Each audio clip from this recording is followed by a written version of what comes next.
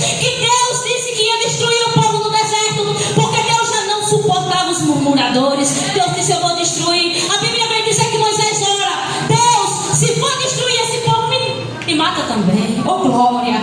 Isso é pastor. Isso é ser pastor. Quando das vezes o pastor tem orado no altar, quando das vezes a missionária, juntamente com o pastor, tem orado por cada um de vocês. Louvado seja Deus. Fizeram isso com Moisés, vão fazer comigo e com você. Louvado seja o nome do Senhor. E a Bíblia vem nos dizer, igreja, que Zelofehade morreu no deserto, porque a Bíblia vem nos dizer que só entraria na terra prometida crianças de 20 anos